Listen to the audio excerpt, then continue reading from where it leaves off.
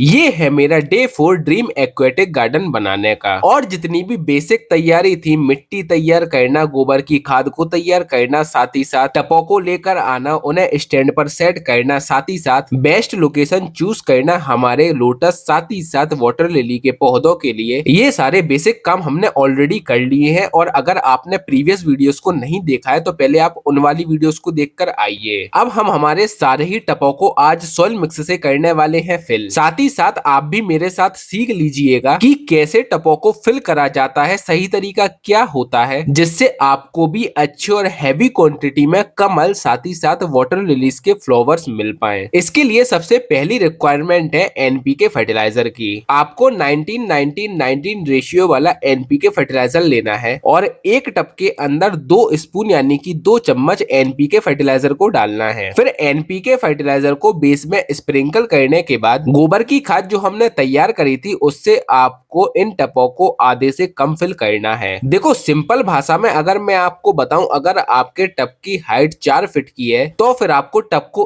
1 feet तक गोबर की खाद से पहले फिल करना है। उसके बाद फिर अगले 1 फीट तक इन टबों को आपको मिट्टी से फिल करना है। बेस में सबसे पहले आपको डालना है एनपीके फर्टिलाइजर को, फिर आपको ऐड करना है इन टबों के अंदर गोबर की खाद को। गोबर की खाद को ऐड करने के बाद एक एक चम्मच आपको इन टबों में डीएपी डायमोनियम फॉस्फेट फर्टिलाइजर को भी कुछ इस तरीके से स्प्रिंकल कर देना है। डीएपी फर्टिलाइजर का इस्तेमाल हम इसलिए कर रहे हैं क्योंकि इसमें फास्फोरस प्लस नाइट्रोजन होता है। डीएपी फर्टिलाइजर को इस्तेमाल करने के बाद आपको फास्टर रूट डेवलपमेंट देखने को मिलेगा, साथ ही साथ अर्ली प्लांट ग्रोथ देखने को मिलेगी, साथ ही साथ बेटर फ्लावरिंग देखने को मिलेगी in near future. DAP fertilizer को ऐड करने के बाद फिर आखिर में आपको ऐड करना है मिट्टी को। और कुछ इसी तरीके से आपको भी अपने घर पर, अगर आप भी कमल के पौधों को लगा रहे हो या साथ ही साथ वाटर लिली के पौधों को भी लगा रहे हो, तो आपको भी फिर पॉन्ड को कुछ इसी तरीके से तैयार करना है। लेकिन अभी भी इन टबों में हम डायरेक्टली जड़ों को नहीं लगा सकते हैं, क्योंकि जैसा कि आप सभी को भी मालूम होगा कि कमल के और साथ ही साथ वाटर लिली के पौधे कीचड़ में ही लगते हैं, इसीलिए इन सारे टबों में हमें कीचड़ बनाना पड़ेगा। तो ऐसा करने के लिए आपको सारे टबों को पानी से कर देना है फिल, लेकिन पूरी तरीके से अभी फिल मत करिएगा। अब आने वाली वीडियो में मैं आपको ये बताऊंगा कि टबों को स्टार्टिंग में आपको कितना फिल करना है, साथ ही साथ जड़ों को लगाने का सही तरीका क्या होता है।